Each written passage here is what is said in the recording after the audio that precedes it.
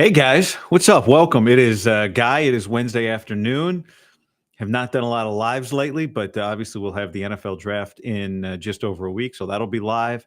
And excited about it. I got Puesto on board as a sponsor for that, so excited about that. Thanks to them. Someone's actually going to jump in on this live stream today, coming up in a little bit. I was just DMing with somebody that I think you guys will enjoy hearing from because he said, "Hey, here's what I think about this situation that you addressed yesterday," and had some insight. So we'll get to that. But one thing I was thinking about, just looking at different reports, rumors, mock drafts, all that kind of stuff, is just some of the stuff that's out there, and just kind of clipping through some of it. Like one thing this morning, Adam Schefter posted that Josh Simmons is visiting the 49ers today. So we can add the injured offensive tackle from Ohio State to the list of in-person visits, 30-player visits. And, I think I've shown you this, well, briefly. Maybe some of you have seen, maybe some of you haven't, but just kind of building out a big board, which I can show you later. To me, I'm very intrigued by this guy. Obviously, the medical personnel will have their work cut out for them. You'd love to be able to move up into the first round from the second and get him, or move back and get him. Now, maybe we'll get to pick 11 and there's a premium tackle still there for the 49ers. It's funny, man. It's so, when you don't have a ton of quarterbacks, then it just gets a little more difficult to identify who is a stone cold lock going to be gone. Here's my positional, my player boards here. So I've got position by position for those of you watching on YouTube, and then we just got the big board. And when you go through the big board, you go, okay, who's going to be there at 11? I mean, my stone cold gonna be gone locks are Travis Hunter and Abdul Carter. I mean, you think that Ashton Genty's going to be gone? Maybe, but maybe not. He's a running back. I think people are going to look at him and think, somebody I think is going to look at him and think Saquon Barkley. So, can you take him really if you're the Bears and you just need protection for your quarterback? But anyway, so let's say I've talked a lot about Mason Graham on this channel. I've had a lot of people respond and say Mason Graham's going to be gone, whatever. The point is, and the ones that are highlighted for those watching on YouTube, those that are highlighted are tackles, offensive, defensive tackles, and edge rushers, right? So these are really, really what we think are Niners targets, although this cornerback thing has been interesting. But, that's the type of guy that you just can't get if he's healthy. If Josh Simmons is healthy, you're not getting him at 11. You have to trade up to get him.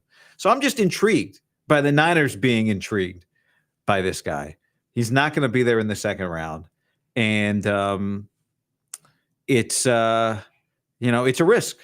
And are they at a point where they can take risks? When you think about this franchise and the way they've drafted in the first round historically, I put their picks into 5 different categories. Okay. They've had 2 great first round picks, Bosa and Ayuk. They've had 1 good first round pick, Mike McGlinchey. So they've had 8 first round picks in 8 years. McGlinchey's the 3rd best of them. Think about that. You've had 2 not good first round picks, Solomon Thomas, Javon Kinlaw. You've had 1 first round pick that that was like investing in a meme coin. It's like, I don't even remember that I don't even remember the money I spent on it, right? Reuben Foster is gone, just poof, into the wind. And then you have 1 historic disaster. And then you got 1 we're waiting to see, right? And that's Ricky Pearsall. So why do we bring that up? I bring it up because I do understand the sentiment. If you think they should trade up, forget for a second what it costs. Just the idea that, okay, if we're drafting 11, are we getting a blue chip player there? And if we're not getting a blue chip player at 11, but maybe we can get that guy at 7, why wouldn't we just do that? And one of the reasons not to do it is the scars of trade ups past, that this is a team that needs depth. But I think part of it is like, if they're moving up, are they doing it because they think because Bosa's there, generational, game-changing, Hall of Fame talent? Or are they doing it because they're like, we just need a lock starter. We need a guaranteed starter, and this guy's a guaranteed starter, and damn it takes what it takes. Kind of just a little bit of defiance, a little bit. Are we ignoring draft value and all that stuff, or this year's post Trey Lance era? Does that matter more? Because if they look at it and go, just damn it, we just need a starter. And I don't care what it costs, just put him on our team for the next 5 years. That's the McGlinchey pick.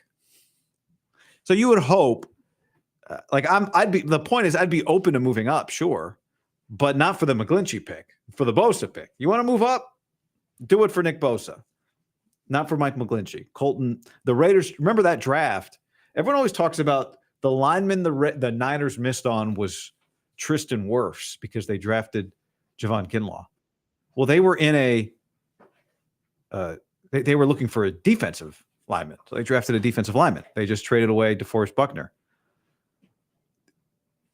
The offensive lineman nobody ever, I shouldn't say nobody, but the offensive lineman we don't talk about that they didn't take is Colton Miller. The Raiders traded back and took Colton Miller. Now, in fairness, McGlinchey was better year one, and they needed him to be better year one than Colton Miller was.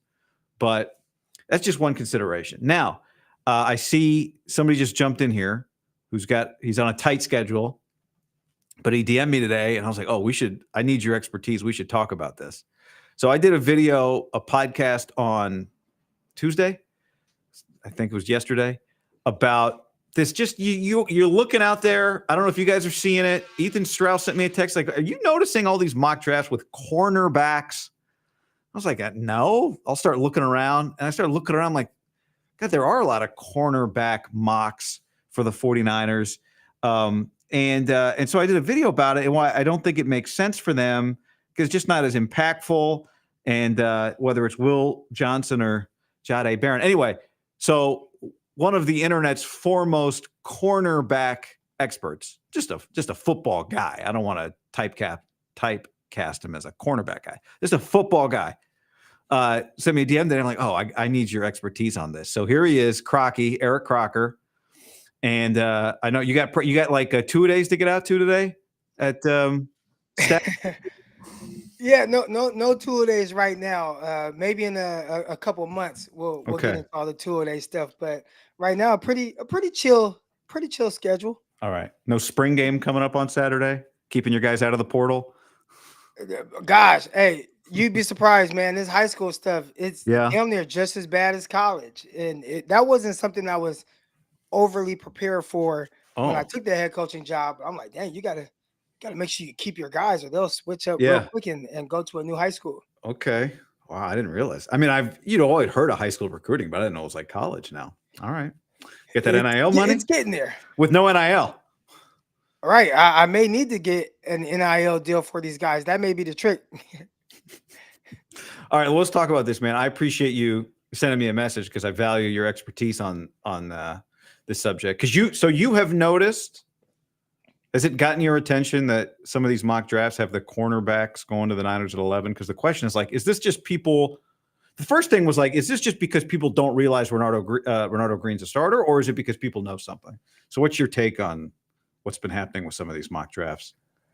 Yeah, I definitely noticed it, and I saw it several times, and I thought, is this one of those things like the Mike McGlinchey thing, right? So if you go back, what is that, like 2018 draft, I believe, I was all in on the 49ers taking Minkah Fitzpatrick.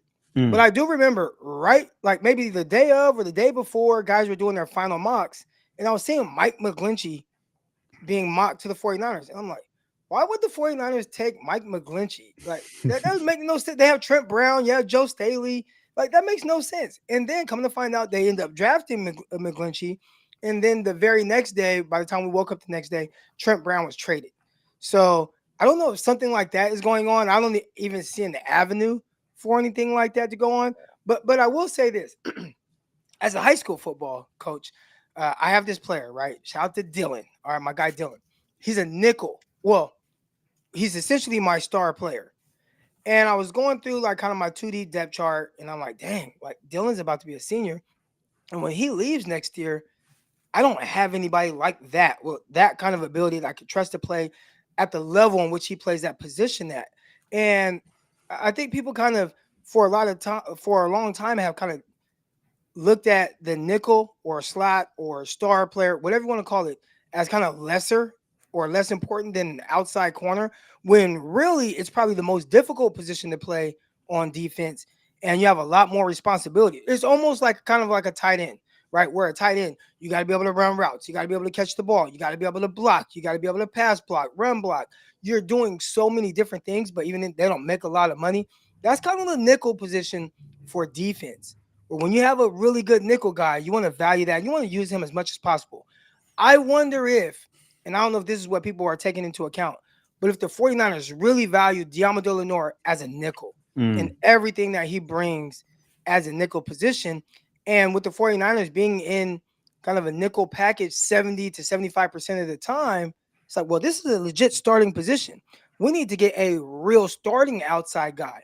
So when you start to kind of look at this draft and how it may fall, and you start getting around pick, 10, 11, well, what blue chippers are truly available? And if you see a guy like Will Johnson, who people kind of value as a really high cornerback prospect, maybe they're saying, what is the best player available? 49ers can start him immediately outside with Diamado Lenore in the slot or Barron. Maybe that's their thoughts. That's the only thing that's kind of making sense for me. But outside of that, I didn't really think a whole lot of it. And then Fran Duffy, who does a lot of great draft stuff, he messaged me and said, hey, what are you hearing about pick 11? And I'm like, well, it seems like everybody's kind of the consensus is defensive line, defensive tackle.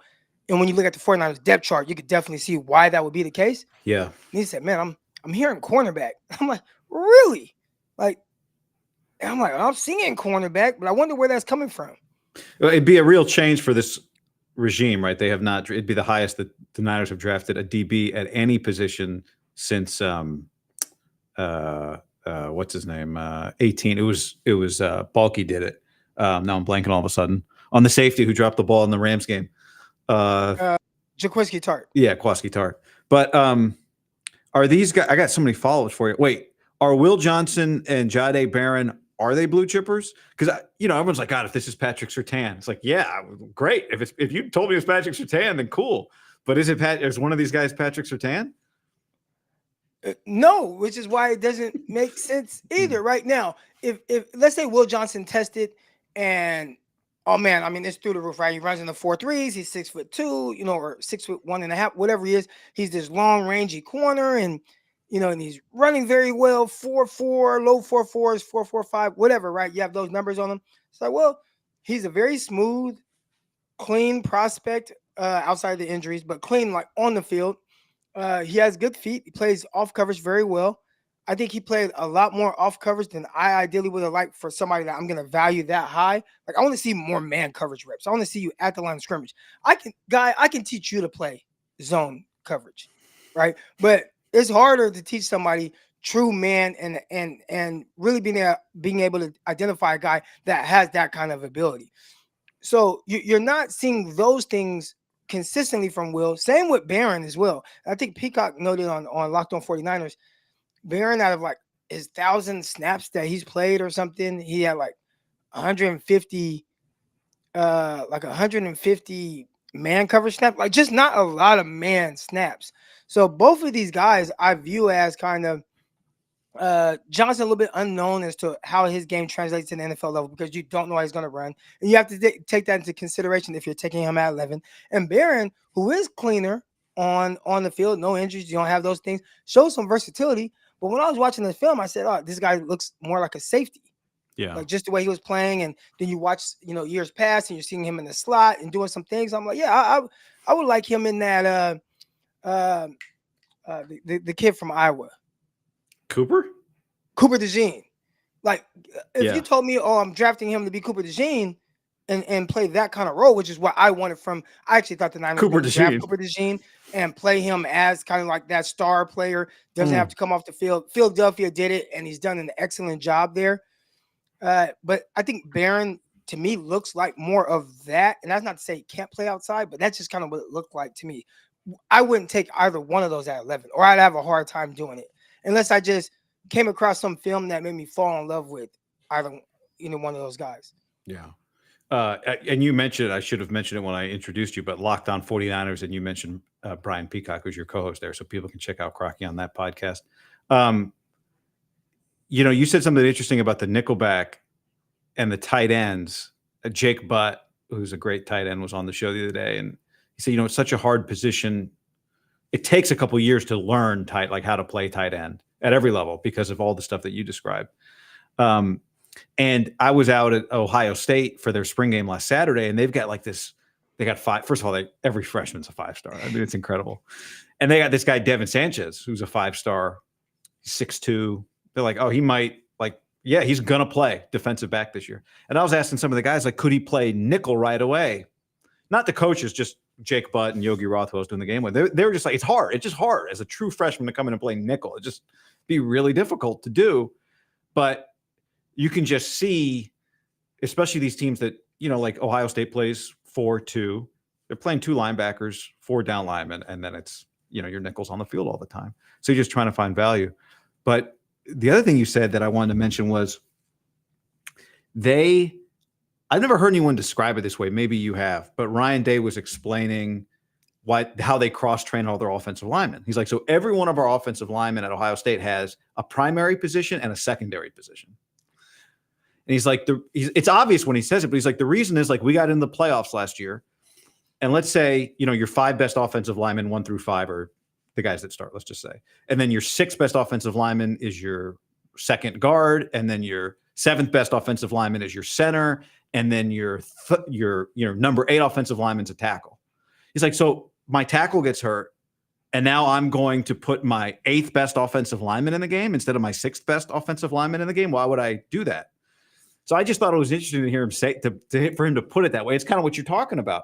And Matt Patricia, their defensive coordinator, what did Bill do forever, right? It's like, we're going to put our best 11 defensive players on the field and just find whatever it is those 11 guys do, that's how we're going to play. And that's kind of what you're talking about with nickel. And it makes sense, right? You have a little more. Is it fair to say if Lenore is playing your nickel, you have a little more? Does that give Robert Saleh more defensive flexibility? Can he do more? What would be the benefit to Saleh, right? Why would he do it as a defensive coordinator? Yeah, that was almost like Jimmy Ward when he was at safety.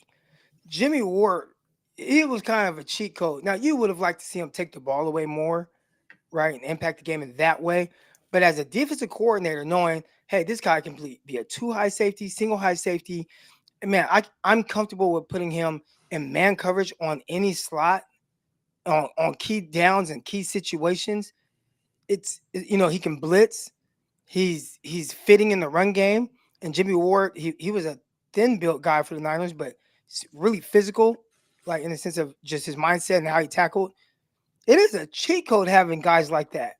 So Diamador Lenore, if they view him that way, I want him in the slot. There's just a lot more going on. I mean, coverage-wise, he's able to run vertically with these receivers. He's scrappy underneath. I mean, I was watching him get into it with DK Metcalf, right? This is a 6'4", 230-pound receiver who runs a 4.3.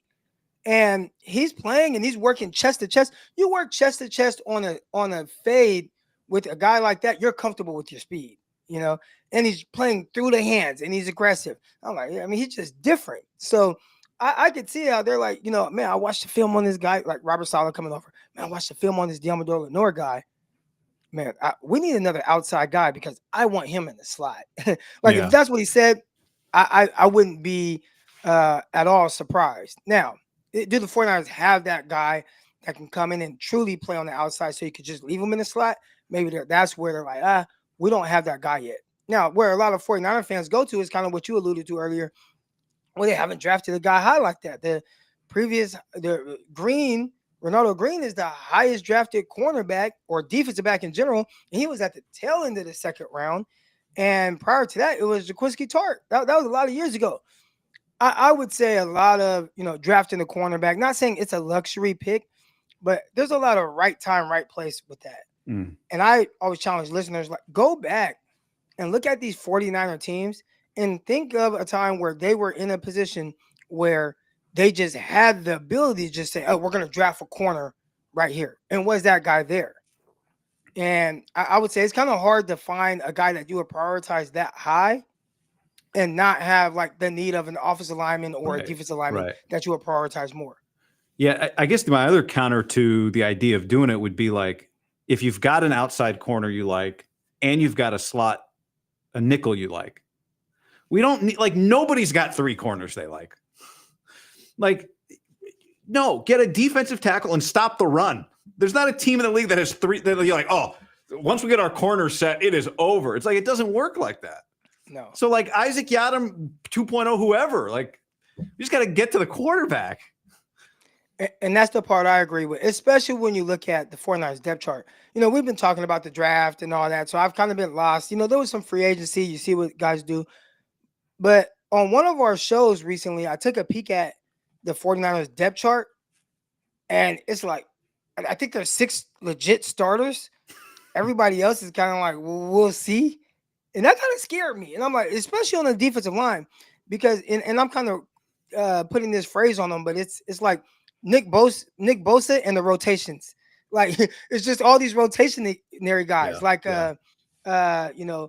Gross Matos. Like, is he an every down? Is he a 3-down guy?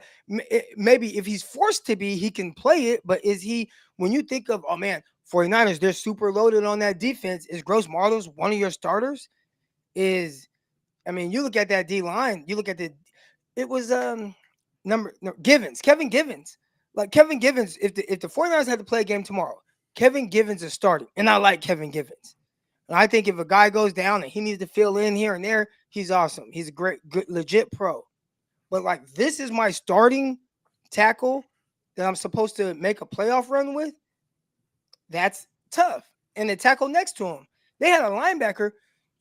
I still don't know who the hell he is. And they have him pegged as a starter right now. Now, a lot of things can change, but it's like Fred Warner, awesome. D Winters, I don't know. And then whoever the hell that other guy was. And I can't even tell you his name right now.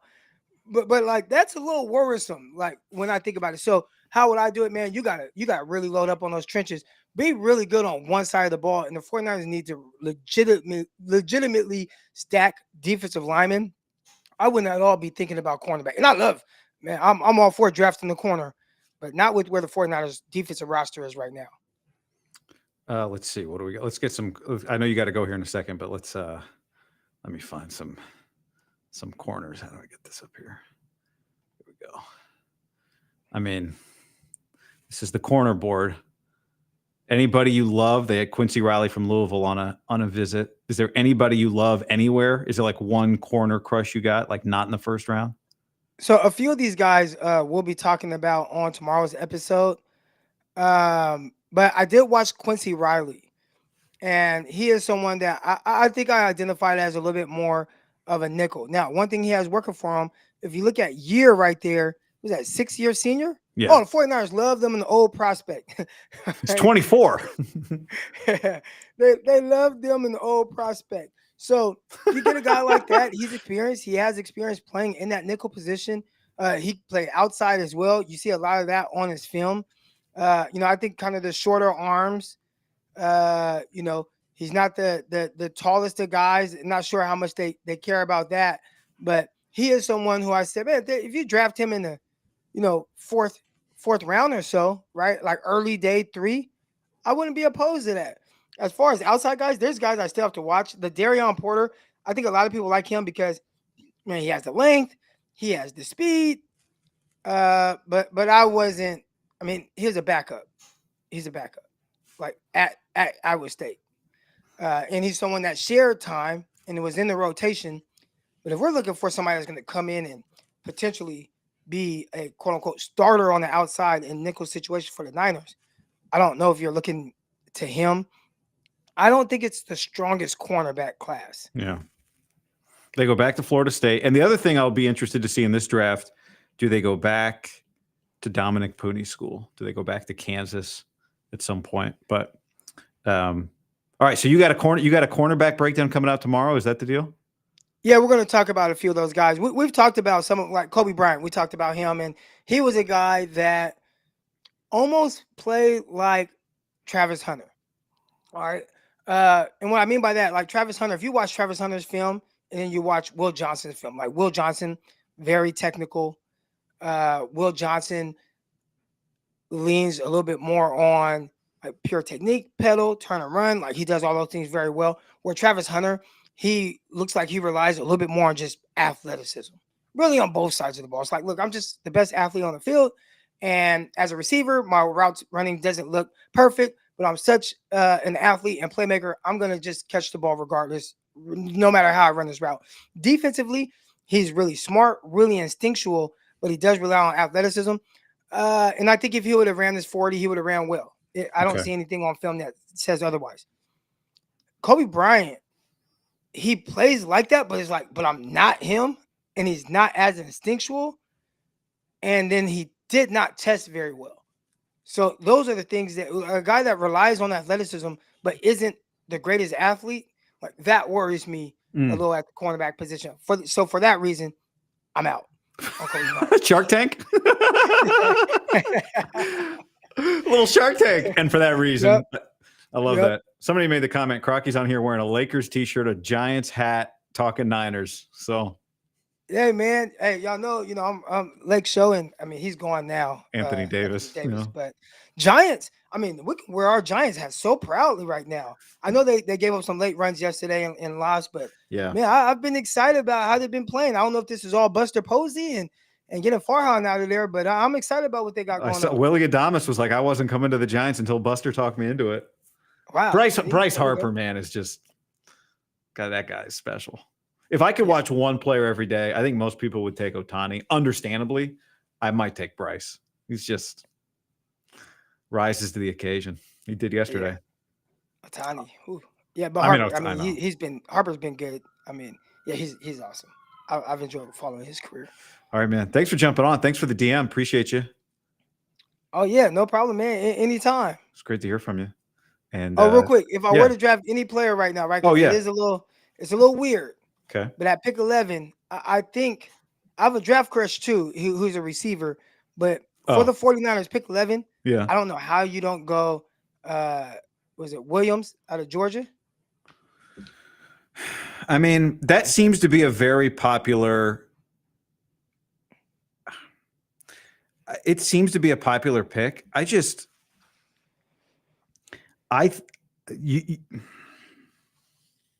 don't know, man. So I think that's the response for a lot of guys that will be at 11. Really? In a perfect world, I would take Simmons. Oh, I love Simmons. That's probably out of all the film I watched, that's my favorite prospect. Unfortunately, he's coming back from this injury that hasn't been very nice to the 49ers. I know. In their past, dealing with that. But if you injury aside, it would be a no-brainer. I'm even almost tempted to draft him regardless of the injury because, well, how often are the 49ers going to be in the position to draft a prospect like him? So it's like, well, do you just take a swing? Because the film is so good. And he was moving around at the pro day. People weren't expecting that. And he's doing some of the drills. I'm like, man, like, I want to know how the 49ers feel, their medical staff. But I know. If I had it my way, I would draft him. But Michael Williams seems to be kind of that next guy because the 49ers just hurting so much up front. I think he gives the 49ers some of the things they're definitely missing from not having guys like Charles Omenihu or Arden Key, who did a really good job being able to play outside, slide inside. And so Michael Williams, I think he can give you that. Chad, who's apparently an insider, also in the chat. I don't usually go to the chat for reports, but Chad says, my guy in the building says Michael at 11. So there you go. I would not be upset at that. The Simmons thing is really interesting.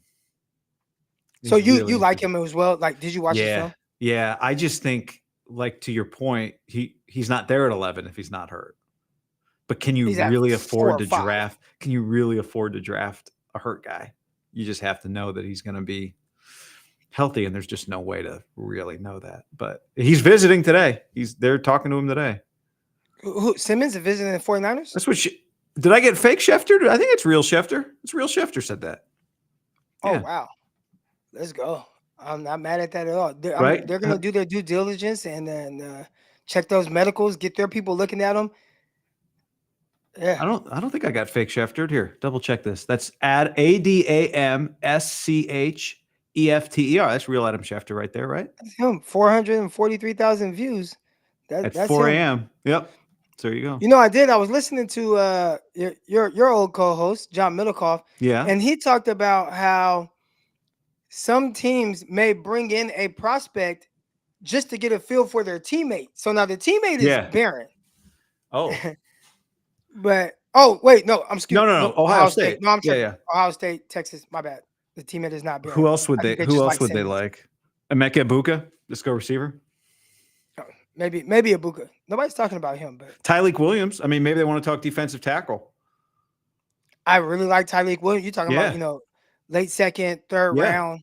If you're able to get him, I mean, again, what's the other option? Kevin Givens, like full-time Kevin Givens, alternate Kevin Givens, love it. Full-time, I don't know. But Tyleik Williams, give me somebody that's going to. Maybe they want to talk about Donovan. Donovan. The best run stopper in this draft, or one of them. He's really high up there. Maybe they want to talk Donovan Jackson, guard.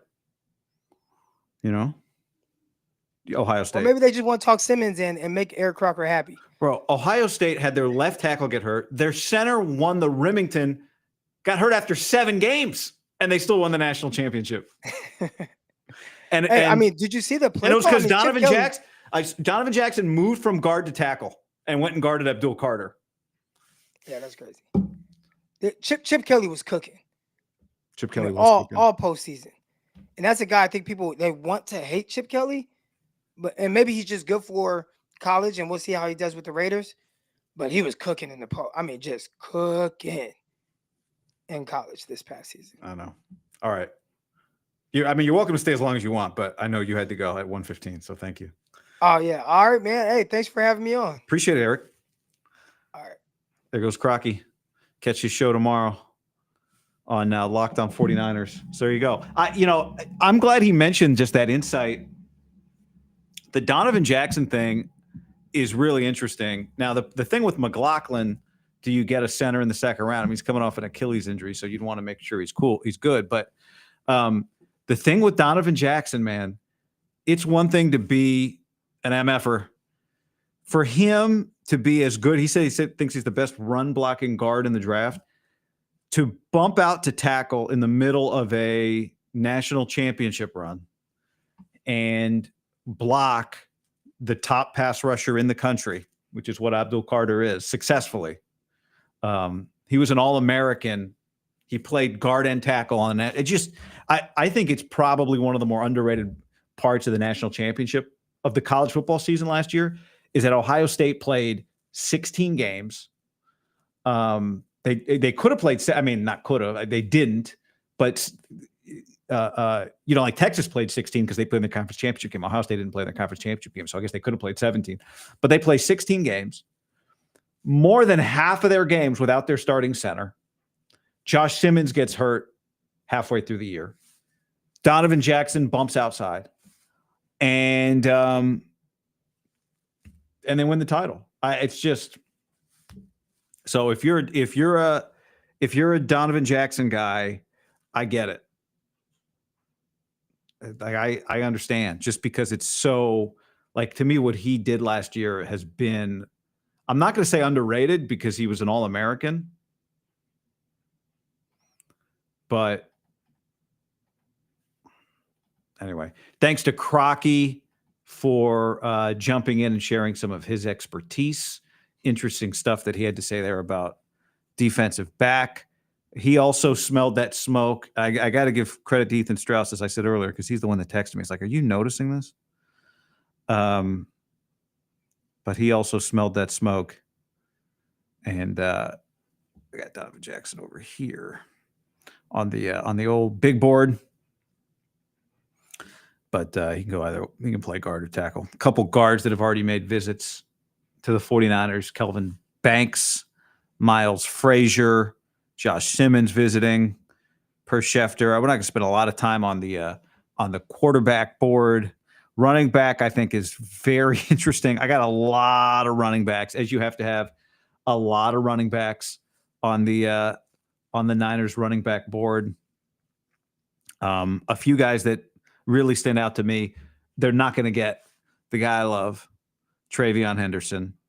One thing I love, whoever gets Travion Henderson, one thing I love about Travion Henderson from Ohio State is not only is he a really good runner, he's an excellent pass blocker. A couple other guys I like Devin Neal. This is not necessarily a guy for just running backs that I like, Niner fan or not, whoever you are. I like Devin Neal out of Kansas. I like Taj Brooks out of Texas Tech. I'm not saying drafted. Woody Marks is a really good pass catcher, so it wouldn't shock me if there's some interest there. Kyle Monunga is a tough guy. Mekhi Bernard from Utah. I mean, he's 35th among the running backs on this board. So we're talking undrafted free agent. Be interesting. Wouldn't be shocked if the Niners, because he gets the ball, but he's not. This is not a burner. Anyway, just running through some names here. Flash in the board. Oh, you know what? Let's talk about this for a second. Carson Schlesinger. So something that Schefter said, Adam Schefter was on Max Crosby's podcast, Talking Draft. And he said, you know who I think is going to go higher than people think? Carson Schlesinger, the linebacker from UCLA. I'll bet you he's a first-round pick. I had one team talking to me about him, and they were raving about this guy. Remember who said after Carson Schlesinger, the day of Carson Schlesinger's pro day, what was that, 2 weeks ago? Remember who said Carson Schlesinger, someone might jump into the first round to take him and not let him get to the second? Who said that? It was me, because I saw the way he tested, and I saw him in person 4 times. I talked to his coaches. And he's really interesting.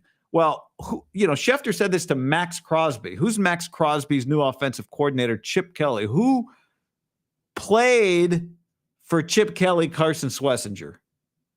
Now really came into his own last year under Deshaun Foster. But the point is, I think they draft the top of the second round if they have their pick. Have not done a Raiders second round deep dive yet. Anyway, I really like Schlesinger for the 49ers. I'd love for them to get him in the second round. I don't think he's going to be there at pick 43. So I'd love to move up. To me, I changed the way I look at the defense. Now, I know some people are like, hey, how about his teammate? How about Oluwafemi Oladejo? I think this guy would be more immediately impactful. But I get it. I like Oluwafemi. People think they like Oluwafemi Oladejo, the 49ers. So I get it.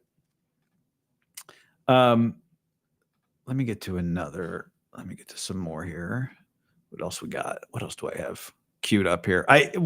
Crocky was so shocked by the Josh Simmons thing. I was like, was that fake Schefter? Well, the other thing Schefter said was, I know a lot of people think the Raiders are going to take a running back in round 1, and they might, but I wouldn't be surprised if they wind up going with Membo, the offensive tackle, instead of a running back. Do you need to take a running back if Chip Kelly's your offensive coordinator? I'd say no. I'd say protect the quarterback.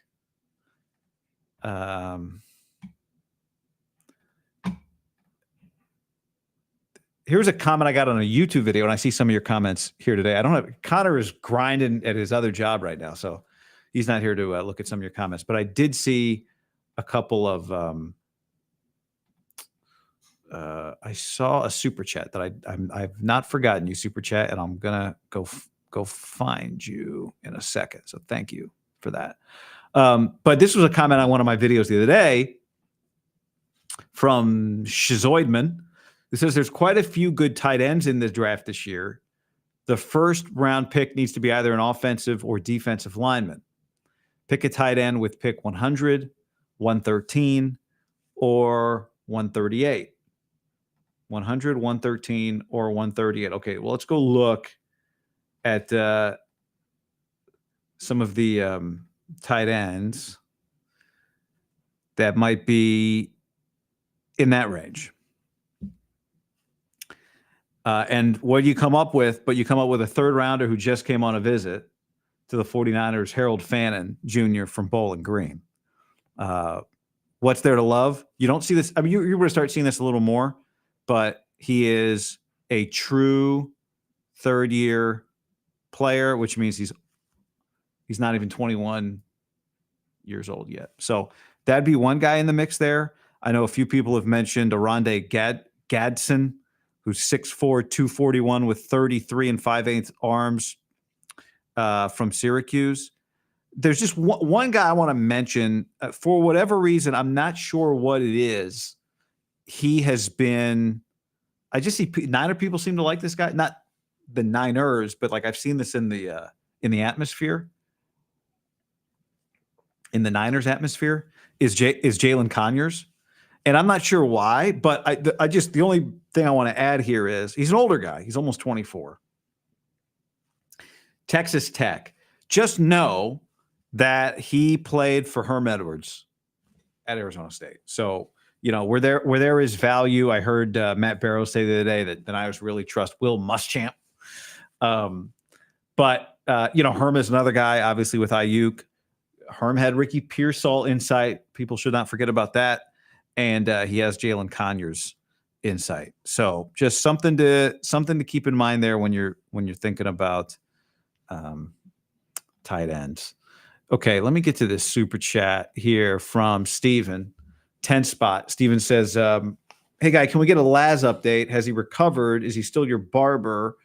Also, calling my shot. Niners select Mike Green at 11. They like McKivitz. Draft is deep at defensive tackle, and a guard or center can be had later.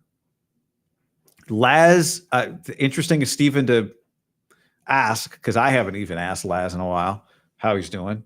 My barber had an Achilles injury because he irresponsibly put his career at risk by playing basketball.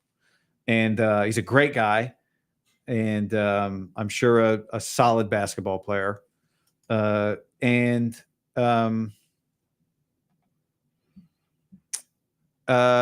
good. He's still cutting my hair. He has recovered. He is still my barber. I'm going to go see him next week. For those of you who are new to the channel or the podcast, I have an unlimited. Actually, I'm not supposed to say that. Never mind. But anyway, things are good. He's great. Things are great. As for Mike Green, I would not love that pick. The off-field haziness, I don't even know what to do with that. Obviously, you'd have to investigate that. I don't have the answers on some of those accusations. But I also think there's just a size concern with him. Like, is he an edge or is he a middle linebacker from a physicality standpoint? I don't love that. I know there's a group of you that love that, but I'm not one of them. But Steven, thanks for the $10, and I'll let Laz know that you asked about him. He's a great guy and a fantastic barber. As an aside, people ask me sometimes about hair product, and what I say is the first thing you got to do is get the actual haircut dialed in. And once you get it done right, you need to get from your barber in their language an explanation of how to get your hair cut the way you like it. And a few weeks ago, Laz was unavailable. I had to have a cut right then and there. And he sent me to his buddy who gave me a haircut out of his garage and was great. I will go anywhere for a good haircut. And he gave me here is what you say to get the same haircut, and it worked. So, that's important. That's more important than the product. And the other one other thing I would say before I move on, for a lot of people, one way to help your hair sit the way you want it to sit is by having it cut with thinning shears. That can really help. If you get a lot of puffiness, that can help. Anyway.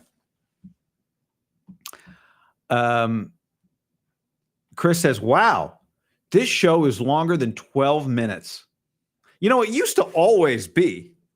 And the live shows are always. I just haven't done a lot of lives as much lately. You start to see the off season though, and then into the season. This part of like the draft and then OTAs and that sort of stuff, and then into the season is more live season. But post this, well, not the Super Bowl, I guess. Post the regular season, yeah, it was more about efficiency for me. Like 12 minutes, get it up, get it out. And also I want it to be good for the podcast. And I think this one will be, but like, sometimes if I'm doing a lot of Q&A, it's not as good to repurpose for the podcast. So anyway,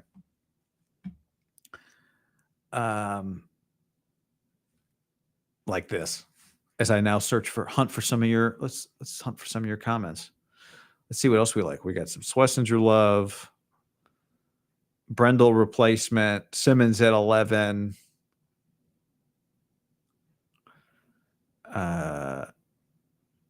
Okay. Let me see. Let me check let's check here. Oh, I got. Did I mention everybody I wanted to mention? I think I did. I think we did. And thanks again to Crocky for sharing his insight on cornerback. The other thing I want to say. This is not pay. I get no money for this. I mentioned it the other day. I've had a few of you reach out and go, what was that frozen coffee you mentioned, guy? Here's the thing. I went to the website today and, anybody, it's not because I'm doing a podcast. Anytime you buy from them, they give you like a referral code. So I'm going to put the referral code in the chat and in the YouTube link. I don't get a dime from them. They're not paying me. Cometeer, this frozen coffee. I heat some water. I drop it in. It's really good coffee. It's like instant. So they're not paying for an ad. This is not an ad. It's just a product that I think is awesome. And maybe I get some free coffee out of it. I guess if you use my referral link, well, I've never done referral links before. I think it kind of, I don't know, just low budget, low level. But in this case, all I want is more free coffee from this company. And I don't have to do any, I would happily do a deal with them. Don't get me wrong. I'd love for them to advertise. But you use the link, like you get some free coffee and I get some free coffee. So this goes way, way back to my like original radio days when I just worked a lot on trade. Like, here's $100 to North India Bar and Grill. Thanks for your trouble. Like, okay, thanks. Anyway. All right. I think that's that. That's it for this. Appreciate y'all. Thanks for jumping in for a live. I'm glad you guys appeared. So we'll do some more of these. And of course, draft show next week and a lot coming up between them. But you can send me a message. I appreciate when you leave a YouTube comment. Like, that's great. I try to see as much of those as I can. But if you really want me to read something or maybe react to something or argue about something, just send me an email. guy@heyguy.co. guy@heyguy.co. You can go to heyguy.co as well. Check out the 262 hat and the Hey Guy hat, draft hat, the Hey Guy draft hat.